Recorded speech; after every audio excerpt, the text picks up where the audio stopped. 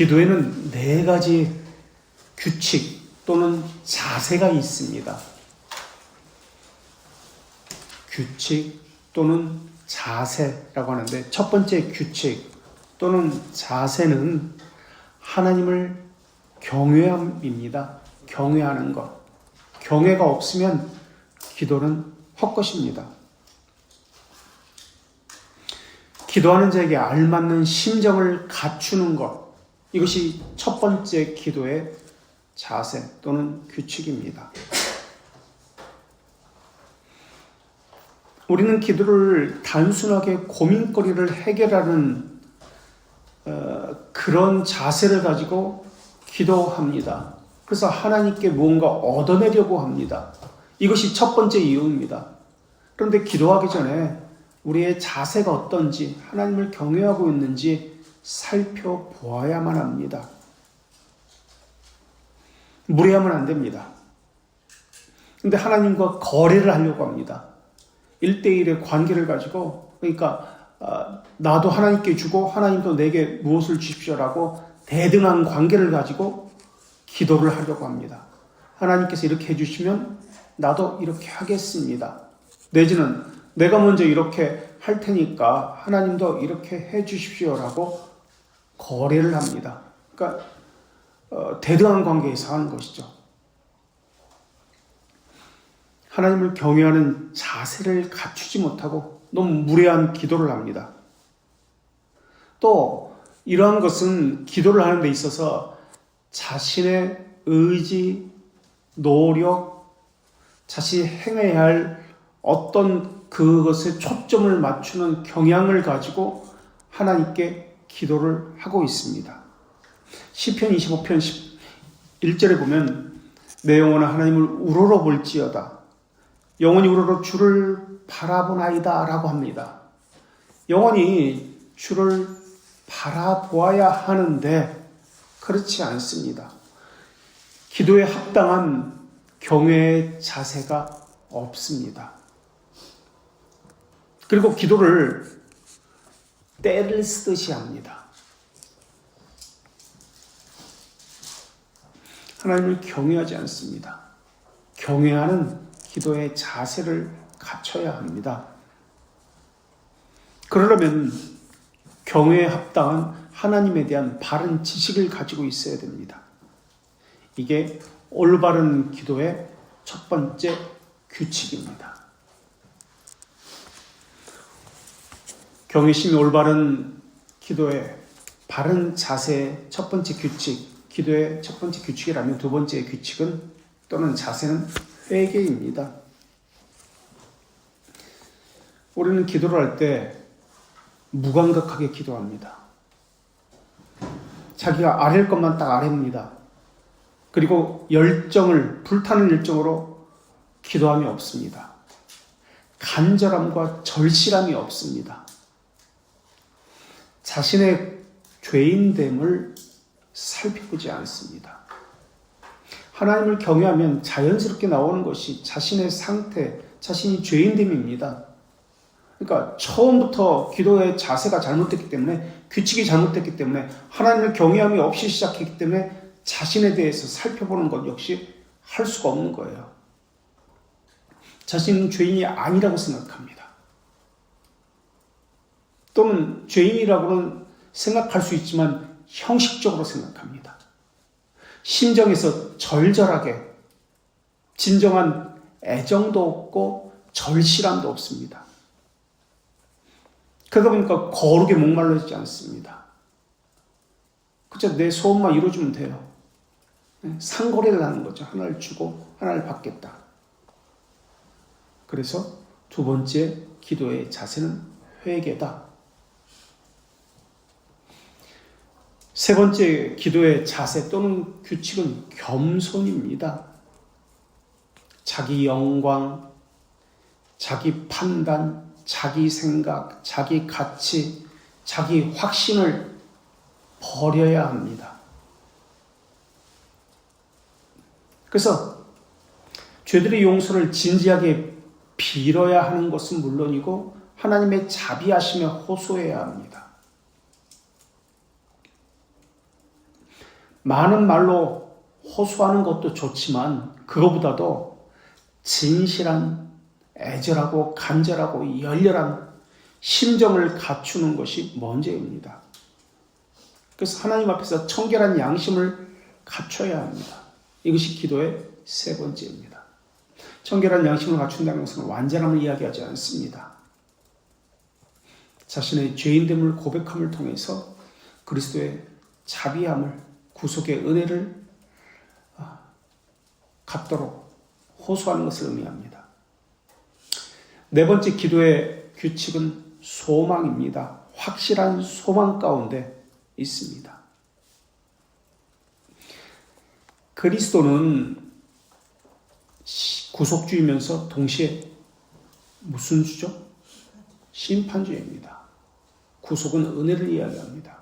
심판은 은혜를 이야기하면서도 공의를 이야기하지만 심판은 정의를 이야기합니다. righteousness와 justice를 이야기합니다. 심판주, 정의의 심판, justice의 심판입니다. 그러나 하나님의 자녀는 죄들의 용서함 받았으니까 righteousness, 자비의 심판 또는 공의의 심판을 받습니다.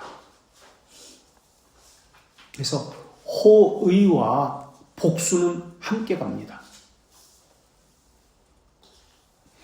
믿음에는 특징이 있는데 히브리서 우리 11장에서도 나오지만 믿음은 1장에서도 나오죠. 바라는다는 특징을 가지고 있습니다. 믿음은 바란다는 특징, 바라는 것에 실상이요라고 할 때 실상의 특징이잖아요. 히포스타시스가 실상. 여기서 삼위일체 할 때 위격이 나왔잖아요. 이 단어가 히포스타시스, 바란다는 것, 위격, 특성이라는 뜻입니다. 특성, 구별된 새 특성, 삼위일체를 이야기할 때, 위격을 이야기할 때 삼위가 구별된 새 특성이잖아요. 그래서 이 특성이 히포스타시스, 바란다는 특성을 가지고 있다. 그래서 믿음에는 바란다는 특성이 있는데 이 바란다는 특성이 뭐죠? 믿으면 그래서 함께 가는 것이 소망입니다. 소망. 그래서 네 번째 기도의 자세, 규칙은 소망입니다. 믿음의 기도는 항상 소망과 함께 갑니다. 소망이 있기 때문에 믿음의 기도는 포기하지 않습니다. 절대 포기하지 않습니다. 포기한다는 것은 내가 판단한다는 뜻입니다. 내가 결정한다는 뜻입니다. 이것을 다른 말로 포기하지 않는다는 것을 어떤 상황에서도 어떤 조건에서도 사람을 보지 아니하고 포기하지 않는다. 이것은 견인이에요. 소망은 견인입니다. 왜 견인하죠? 소망이기 때문에. 여러분들이 온다는 소망이 있기 때문에 포기하지 않고 기다리는 겁니다. 견디는 겁니다. 그래서 믿음의 기도는 역사하는 힘이 있다라고 합니다. 이렇게 기도는 믿음의 인도를 받는 기도여야 합니다. 그래서 소망이 있습니다. 늘 사람이기 때문에 이것을 잃어버리기도 합니다. 잊어버리기도 합니다. 그리고 상황 속에서, 조건 속에서 절망하기도 합니다. 그런데 하나님께서는 그를 포기하지 않습니다. 사람 측면에서 보면은 내가 견디는 것 같지만 이것도 하나님께서 은혜를 주셔서 견디게 하는 거기 때문에 말씀을 통해서 위로하시고 견딜 수 있는 힘을 주십니다. 상황 때문에 내가 포기했는데 교인이 하나도 없어. 지금 벌써 3년째, 5년째 교인이 하나도 없네. 도대체 하나님의 뜻은 언제 이루어져? 그래, 타협하자. 다른 교회 가자. 오라는 데 있잖아. 이렇게 하잖아요. 이때 하나님께서 이제 말씀을 주셔서 다시 언약을 생각하게 하십니다. 언약을 생각하면서 아니다. 기다려야 한다.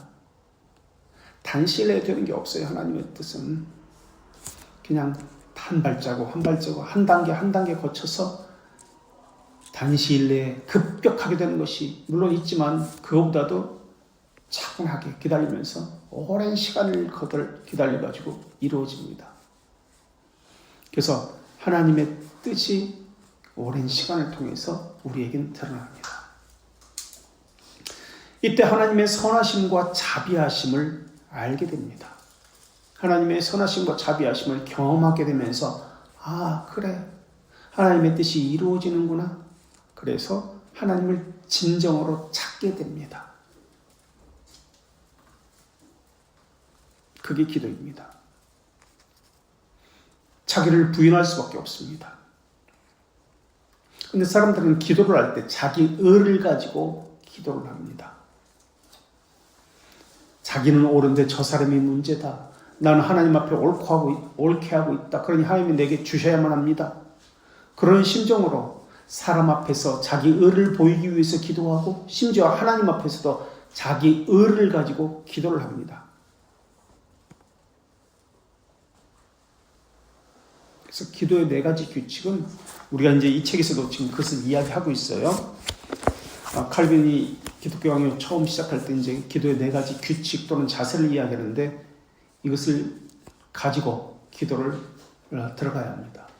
경외, 회개, 겸손, 소망이라는 기도의 규칙 또는 자세입니다. 자, 기도는 믿음으로 하라고 했습니다. by faith입니다. by faith by faith입니다. 믿음으로 하는 것입니다. 기도는. 자, 믿음으로 하는 것 또 무엇이 있을까요? 믿음으로 해야 하는 것, 믿음으로 말미암아 와 관련된 것. 바이는 믿음으로 말미암아입니다. 인이 아닙니다. 로마 카톨릭은 in faith인데 이건 바이야, 바이. F 발음을 제가 옛날에 할 수 있었는데 이제 한국식으로 돼가지고 P 발음이 나올 거예요. 뭐가 있죠? 믿음으로 말미암아 하는 것. 기도도 믿음으로 말미암아 한다고 했습니다. 지금 믿음으로 하는 것. 믿음 때문에가 아닙니다. 믿음으로 말미암아지. 바이 페이스는. 예? 뭐라고요? 안 들려. 구원받는 거? 예, 칭의. 믿음으로 말미암아 의롭다함을 받잖아요. 믿음으로 말미암아. 그죠? 이것도 바이 페이스입니다. 또 믿음으로 해야 하는 것들은 많이 있습니다. 믿음으로. 칭의도 그렇습니다. 물론 기도도 지금 그렇습니다. 또 믿음으로 해야 하는 것, 성례도 그렇습니다. 말씀을 듣는 것도 그렇습니다. 믿음으로 by faith입니다. 그럼 믿음을 선물로 주신다는 뜻은 무엇일까요? 믿음은 선물입니다. 우리가 구해서 구한다고 얻을 수 있는 것도 아니고 선물입니다. 은혜라고 했습니다. 그렇다면 선물로 주신다는 뜻은 무슨 뜻일까요? 우리는 선물이다. 지금까지 많이 들어왔습니다. 성경에서도 선물다, 은혜다라고 이야기했습니다. 이 뜻이 무엇일까요? 선물, 은혜, 뭐 같은 의미겠죠. 선물이라는 뜻은 값없이라는 뜻인데 물론 가치를 매길 수 없다. 아, 그렇죠. 그것도 있죠. 은혜라는 가치를 매길 수 없다는 뜻이 있죠. 그것도 있는데 확신을 주신다는 뜻입니다. 교리문답서에 보면 확신을 주신다는 뜻으로 나옵니다. 우리가 이거 언제 한번 배웠을 거예요. 하나님 우리에게 어슈어런스를 줍니다. 확신을 주십니다. 참된 신자와 거짓된 신자의 구별하는 방법은 아버지라는 것으로 구별한다고 신앙고백서에서 나옵니다. 아버지라는 것은 자녀됨을 이야기하는데 이것이 기도의 키워드입니다. 그래서 기도의 키워드인 아버지가 안 되면 아무리 기도를 많이 하고 오래 한다 할지라도 아버지라는 관계가 안 되면 그 기도는 중언부언이고 하나님과는 관계가 없는 그런 기도입니다. 자, 참된 신자와 거짓된 신자의 구별점은 아버지라고 구별한다고 했습니다. 많은 거짓된 신자도 기도할 때 아버지 하나님이라고 기도합니다. 그럼 이것을 어떻게 구별할까요? 아바 아버지라고 구별한다고 해놓고 거짓된 신자도 모두가 기도할 때 하늘에 계신 우리 아버지라고 기도합니다. 주기도문서도 마찬가지고. 어떻게 구별해야 되는 것이죠? 겉으로 볼 때는 똑같이 하는 거 아닌가요? 말로 다 똑같이 하는 것 아닌가요? 그렇다면 아버지는 지금 자녀됨, 양자됨이잖아요. 기도의 키워드잖아요. 양자됨이 무엇과 연결되어 있는지를 또 봐야 합니다. 우리는 늘 기억에서 놓치고 있는 것이 뭐냐면 연관성을 놓치고 있습니다. 그 부분만 보고 있는 거예요. 우리는 기도를 처음 시작할 때 어떻게 했냐면 믿음의 결과가 무엇이고 믿음의 혜택이 무엇이고 그러면서 기도는 무엇과 연결되어서 이렇게 쭉 나온다라는 것을 배워서 알고 있습니다. 이것을 늘 염두에 둬요. 믿음의 혜택입니다. 기도는. 그렇다면 자녀됨이 무엇과 연결되어 있습니까? 자녀됨은 홀로 있는 거 아니에요. 기도의 4가지 규칙과도 연결되어 있다고 이야기했습니다. 기도와 자녀됨이 연결되어 있습니다. 그렇다면 무엇이 자녀됨에 나와야 합니까? 자녀됨에 기도는 4가지 규칙을 가지고 자세를 가지고 있습니다라고 했습니다. 이게 올바른 기도입니다. 그렇다면 자녀됨에는 동일하게 4가지 자세가 나옵니다. 자녀라고 하면서 이 4가지 자세가 나오지 않는다. 4가지 자세, 경외, 회개, 겸손은 자기 부인이잖아요. 소망, 자녀라고 하면서 이것이 나오지 않는다. 그것은 거짓입니다. 하나님의 자녀에게는 이 4가지 것이, 이 자세가, 이 규칙이 나옵니다. 하나님을 경외합니다. 하나님 앞에서 회개의 삶을 삽니다. 회개의 삶 우리가 뭔지 알죠? 죄지기와 영살리기죠.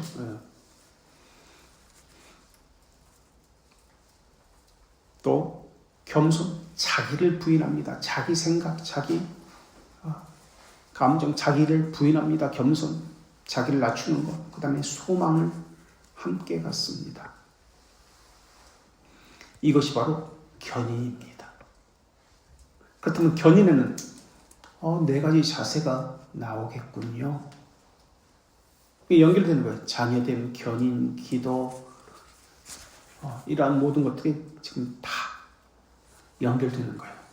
하나님의 자녀, 참된 신자, 이것과 다 연결되어 있습니다. 그래서 믿음의 혜택에 기도가 있잖아요. 기독교인의 자유, 기도, 견인, 칭의, 성화 다 연결되어 있습니다. 믿음의 혜택과 연결되는데 바로 이것으로 참된 신자인지 거짓 신자인지 그래서 그것으로 구별됩니다. 그래서 우리 측면에서 볼 때 참된 신자는 견인의 삶을 산다. 상황에, 조건에 휘둘리지 않는다. 그러니까 참된 신자는 견인을 하는데 좀 더 풀면은, 견인의 삶을 좀 더 풀면은 조건에 매이지 않는 것인데, 상황에 따라서, 사람에 따라서 살아가지 않는 것인데, 그리스도께서 내게 해주신 자기 멍에, 그리스도의 멍에를 메고 그리스도를 따라갑니다. 그리스도께서 각자에게 주신 멍에가 있어요.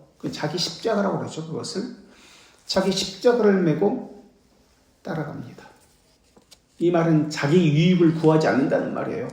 항상 선택의 기로가 있습니다. 선택의 기로에서 어떤 사람은 자기 의를 지키기 위해서 자기 자존심을 지킵니다. 그러나 어떤 사람은 자기 자존심을 버리고 그리스도의 덕과 하나님의 영광을 구합니다. 그래서 그분의 말씀에 순종합니다. 자기 유익을 구하기 때문에 자기 자존심을 지키려고 그분의 말씀에 불순종하는 겁니다.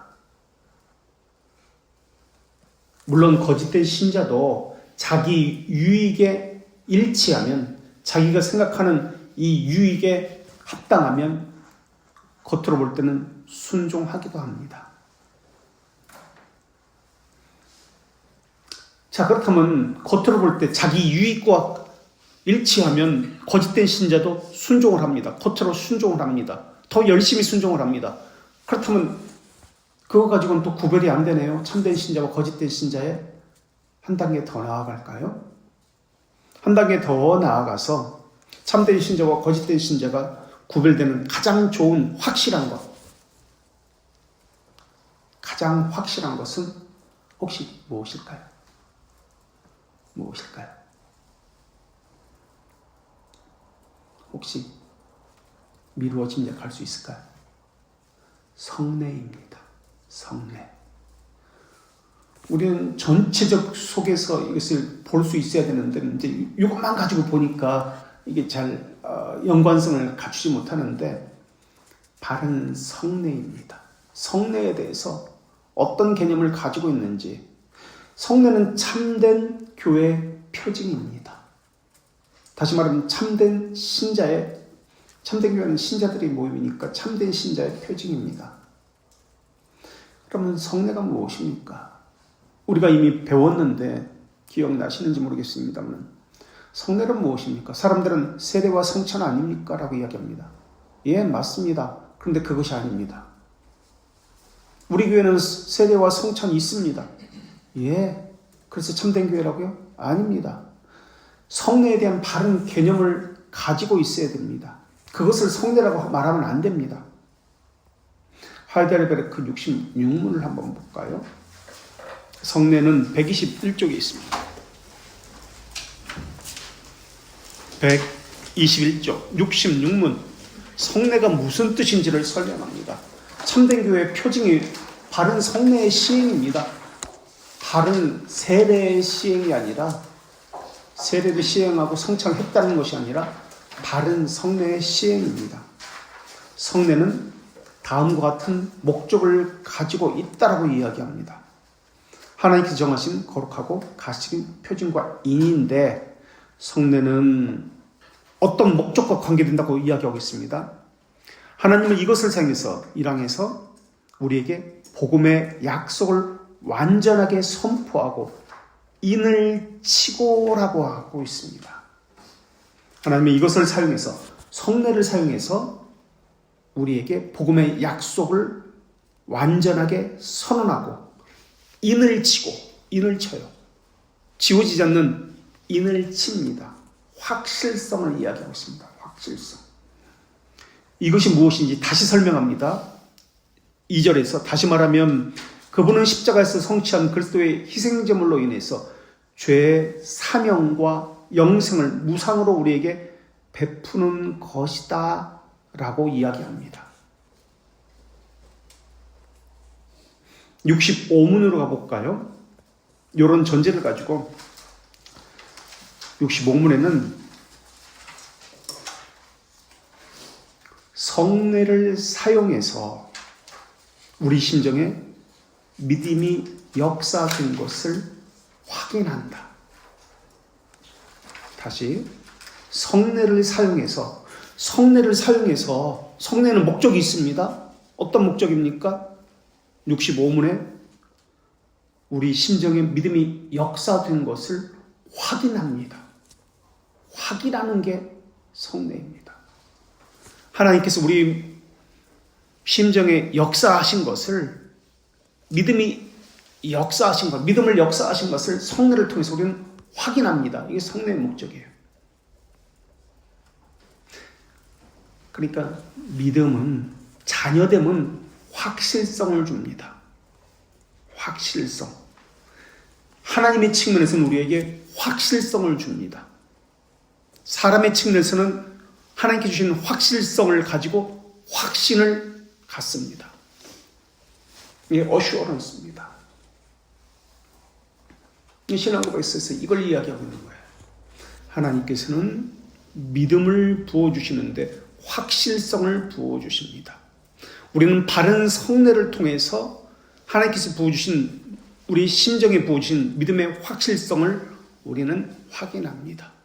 믿음의 확실성은 하나님의 측면이고 영원이라는 측면입니다. 확신은 우리의 측면이고 시간이라는 측면입니다.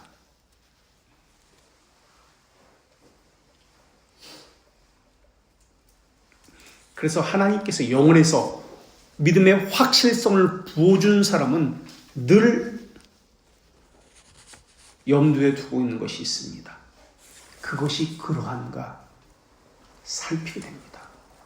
하나님께서 영혼에서 확실성을 부어줬기 때문에, 믿음의 확실성을 부어줬기 때문에 내가 생각하는 이것이 맞아? 살피게 됩니다. 그래서 배우게 됩니다. 그래서 배우고 연구하고 살피게 됩니다. 자기 스스로 하는 거예요. 하나님께서 확실성을 부어주기 때문에. 그래서 배우고 연구하고 찾아보는 거예요. 계속 찾아보는 거예요. 어떤 것이 맞는지 연구하는 거예요. 그래서 우리 묵상에도 연구가 들어가야 된다고 제가 말씀드렸던 것인데, 확실성을 주셨는데 이것에 대한 시간에서 우리는 확신을 갖게 하는 것이 바른 성례이기 때문에 그렇습니다. 바른 성례를 통해서 확실성을 찾는 거예요. 이게 바른 성례라는 개념의 목적이에요. 그래서 스스로 움직여서 찾아봅니다. 그래서 신학을 가지고 신앙을 말해야 합니다. 신학은 하나님에 대한 논리적인 어떤 지식적인 것이잖아요. 난리지라는 것인데, 이것이 우리 삶 속에서 확신 가운데 드러날 때 신앙을 가지게 됩니다. 삶에 드러나게 됩니다. 그래서 삶과 이원론적이 되지 않습니다. 일치가 됩니다. 그래서 시간에서 확신이 나타납니다. 이게 바른 성례입니다. 이것이 바로 기도와 연결되는 거예요. 이것이 기도와 연결된다는 뜻이에요. 그래서 믿음으로 말미암아 기도한다. 믿음으로 성례, 믿음으로 칭의, 이 다 기도와 연결된, 이 확신과 연결되는 거예요. 다시 말하면 하나님이 주신 믿음의 확실성, 하나님이 지금 믿음의 확실성이 부어졌을 때 기도로, 성례로서 이것을 해석하고 확신을 통해서 이것을 붙잡는 거예요. 하나님께서 먼저 확실성을 우리 심정에 부어주십니다. 그래서 의지의 변화예요. 의지. 우리는 보통 이렇게 이야기합니다. 해야 하는데, 묵상해야 하는데 의지가 변하지 않네요. 그럼 어쩔 수 없어요. 안 돼요. 하나님께서는 의지에 부어주십니다. 의지에 부어주세요. 그래서 의지가 변하게 됩니다. 새로운 피조물이 나올 때, 이 확실성을 부어주셨을 때 확신을 하려고 바른 성례라는 개념을 가지고 찾아서 연구하고 살펴보게 됩니다. 그래서 하나님께 주신 바이 페이스를 가지고 하나님의 뜻을 살피고 연구하고 묵상하고 그것으로 기도하고 확신을 갖게 되는 겁니다. 이런 작업들이 기도에 있는 거예요. 그러니까 수많은 작업들을 통해서 이렇게 나와서 맨 마지막에 지금 기도를 하고 있습니다. 믿음의 혜택 맨 마지막에. 근데 우리는 그렇게 배우지 않고 이 죄들의 용서, 성례 이거 다 빼고 신학적인 이런 거, 교리적인 거 다 빼고 기도 자체만 가지고 이야기하고 있어요. 그러니까 잘못된 기도를 하는 거예요. 무조건 기도하는 게 아닙니다. 기도한다는 것은, 기도는 지식, 그러니까 죄들의 용서, 칭의, 성화, 견인, 성례 이것과 다 연결되어 가지고 교리와 연결되어 가지고 신학과 연결되어서 삶 가운데 드러나는 확신을 가지고 드러나는 것이 기도입니다. 신학적이고 교리적인 것이 실천적으로 드러나는 것이 기도입니다. 그래서 칼빈은 기독교를 위해서 신학적인 것이 되지 않았는데 그냥 기도한다면 그 기도는 거짓 기도라고 합니다. 자기 욕망에 관한 기도가 전부라고 합니다. 그것은 하나님과 상관없는 기도예요. 오히려 차라리 기도하지 않는 게 나아. 그런 말. 물론 하나님께서는 처음 시작은 자신의 욕망을 가지고 시작은 하지만 이것을 점점 바꾸십니다. 바꾸셔가지고 하나님의 뜻에 일치하는 기도로 내 스스로 바꾸게 만드십니다. 이 확실성을 찾아가는 그러한 기도인데, 확신에 관한 것이 어떤 것인지 내가 스스로 확신하는 거예요. 하나님께 주신 확실성을 찾아가서 그 확실성에 일치하게 만들어서, 그래, 바로 이것이다 그러면서 확신하게 되는 겁니다. 그것이 기도의 과정 가운데 있긴 있습니다. 그래서 아는 것과 믿는 것이 하나가 된다라고 말씀하고 있습니다. 그런데 알지도 못합니다. 하나님에 대한 지식도 없고 개념도 없습니다. 그런 상태에서 기도하면 100이면 100 잘못된 기도를 할 수밖에 없습니다. 기도는 알고 해야 합니다. 차라리 알지 못하면 하지 않는 게 오히려 어떤 면에서는 낫습니다. 죄를 더할 뿐이기 때문에. 우리 측면에서는, 하나님 측면에서 이것을 또 바꾸시기도 하지만, 어쨌든 성령께서 말할 수 없는 탄식으로라는 것은 이제 다음 주에 또는 다다음 주에 이야기하겠습니다만은, 기도에 관련돼서 쉬지 말고 기도하라, 또는 뭐 성령의 말할 수 없는 탄식, 뭐 이러한 것들, 항상 근심하고 깨어 있어라, 도대체 무슨 뜻인지 이런 것들도 이제 이야기하겠습니다만은, 성령이 기도하신다는 뜻인가요? 성령이 말할 수 없는 탄식으로 어떤 뜻인가요? 조금만 비치면, 아니면 우리가 기도하면 성령이 저 기도는 잘못된 기도야, 그래 내가 이걸 수정해가지고 이렇게 바꿔서 하나님께 내가 다시 기도해야지, 그런 뜻인가요? 어떻게 생각하세요? 우리가 기도 안 해도 하나님께서 말할 수 없는 탄식으로 기도하시잖아. 예수님이 기도하시잖아. 우리 기도 안 해도, 이런 뜻인가요? 아니면 우리가 기도했는데 잘못된 기도를 하고 있어. 그러면 그 기도를 받아가지고 성령님이 다시, 또는 예수님이 받으셔가지고 기도를 수정해서 다시 기도하시나요? 아닙니다. 다 아니에요.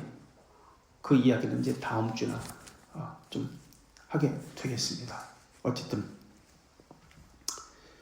이렇게 잘못된 기도를 할 수밖에 없습니다. 신학적으로 교리적으로 잘못 알게 되면은 하나님의 뜻을 찾아가는 것이 기도입니다.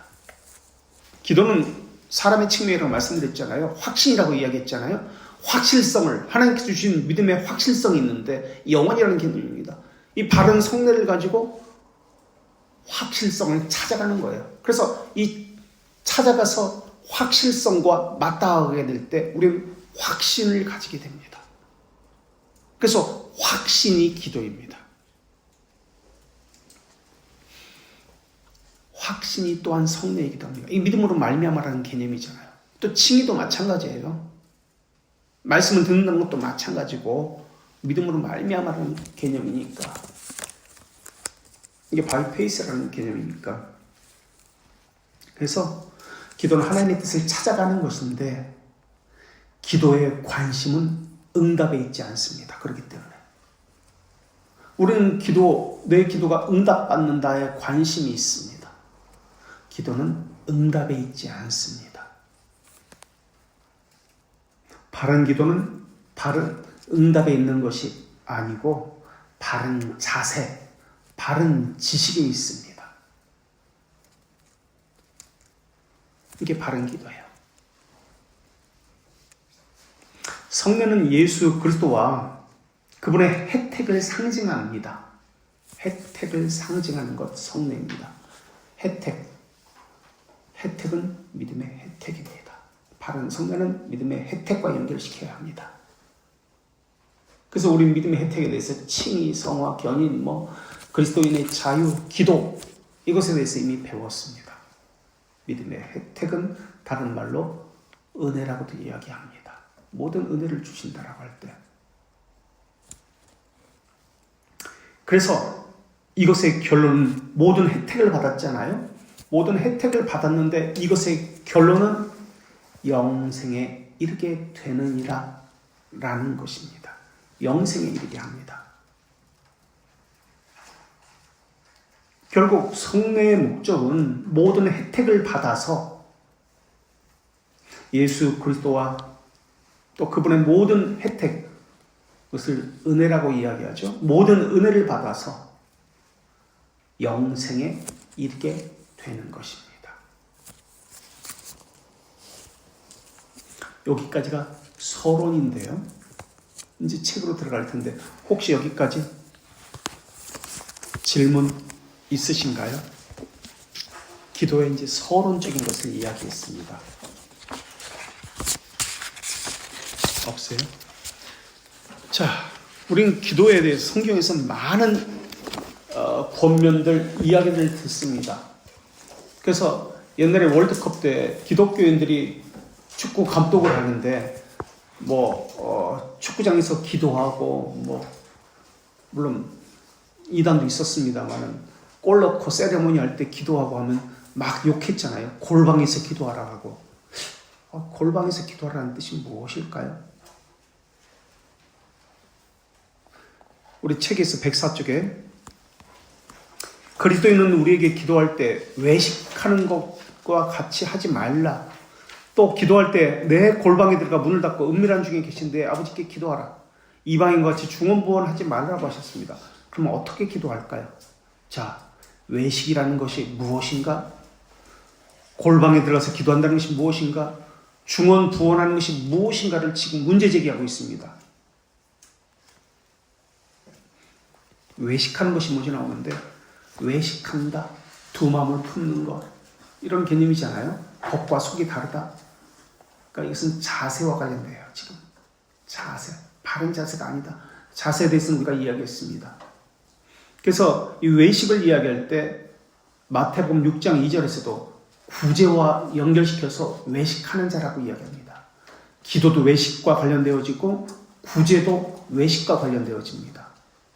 그래서 마태복음 6장 2절에서는 구제가 먼저 나오고 마태복음 6장 5절에서는 기도가 그 다음에 나옵니다. 기도할 때 외식하는 것.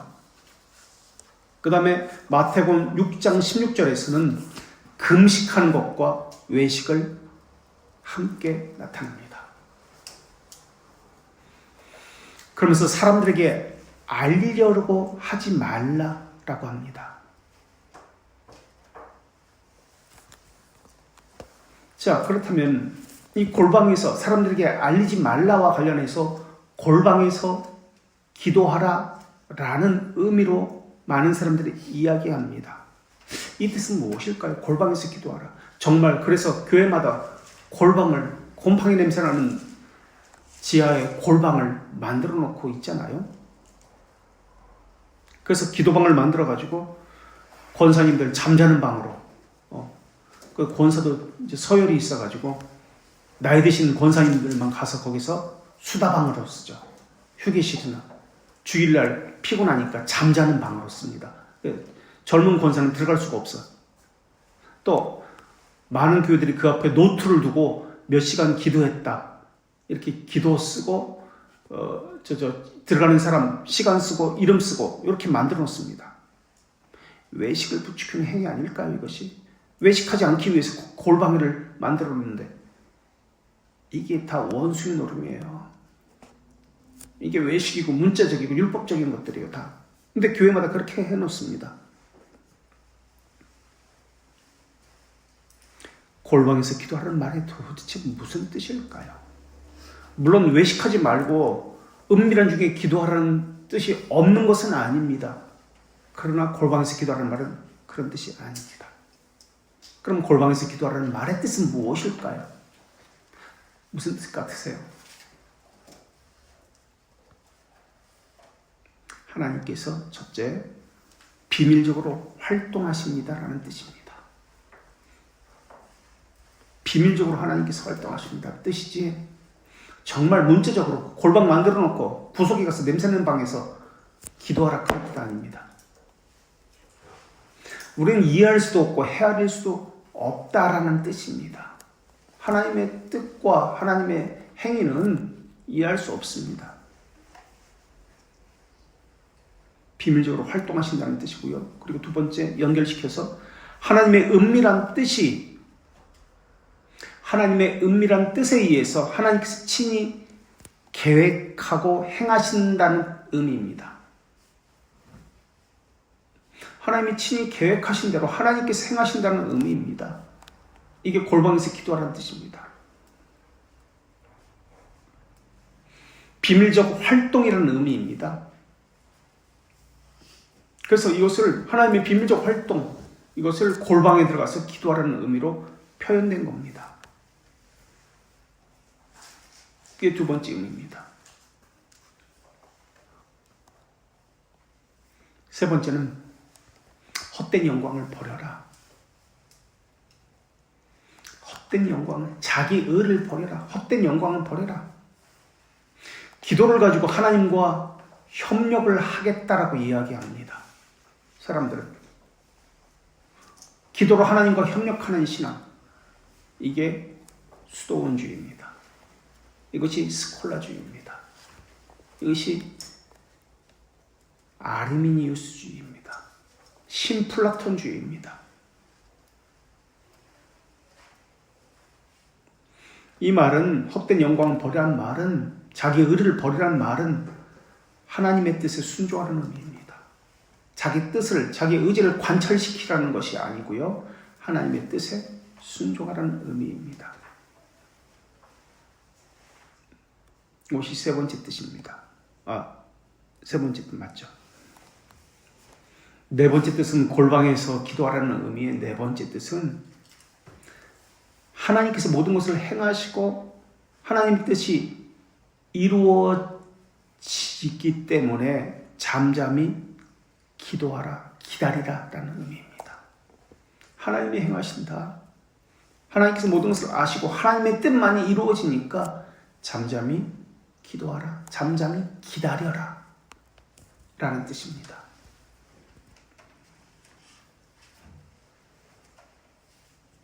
그래서 골방에서 기도한다는 것은 하나님께서 비밀적으로 홀로 행하신다는 의미입니다.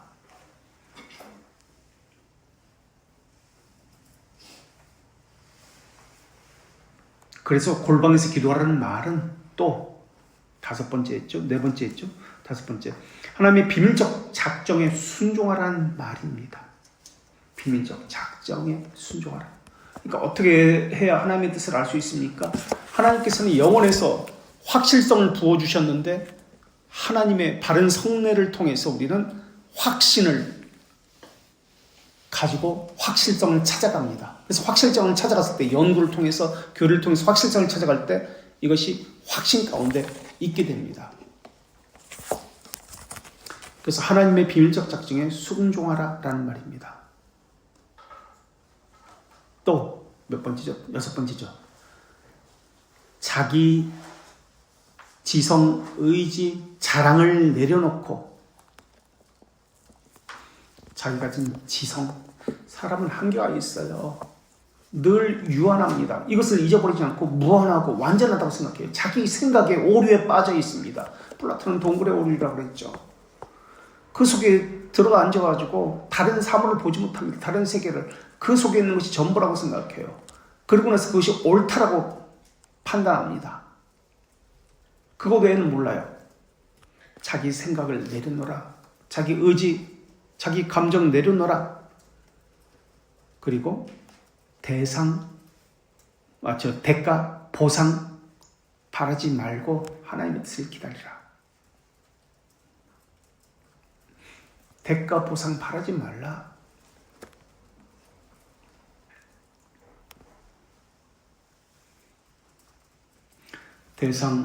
대가, 보상 바라지 말고 하나님의 뜻을 이루어지기를 기다려라. 그리고 하나님의 뜻이 이루어졌을 때 몇 번째? 다섯 번째, 여섯 번째. 하나님의 뜻이 이루어질 때 하나님께서 이루셨다는 것을 확인하고 감사드려라.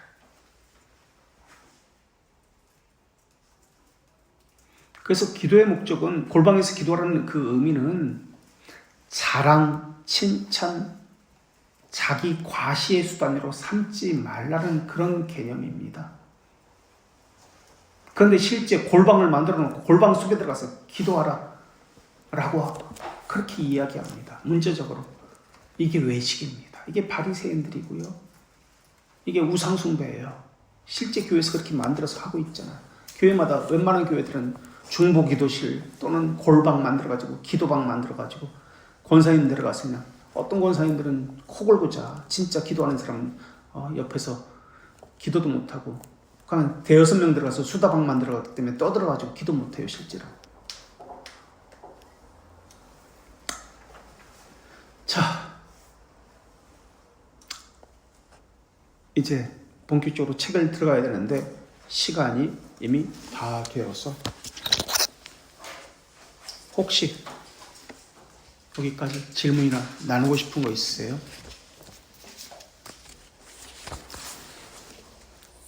있어? 우리 직장인? 예비 직장인? 없어? 나 손들었던 줄 알았네. 예, 우리 기도하고 우리 석준 형제 기도하고 마칩시다. 거룩하시는 삼위 공주의 하나님, 우리를 부르시고 우리가 반응하여 거룩한 주일 예배의 자리에 오게 하시니 감사합니다.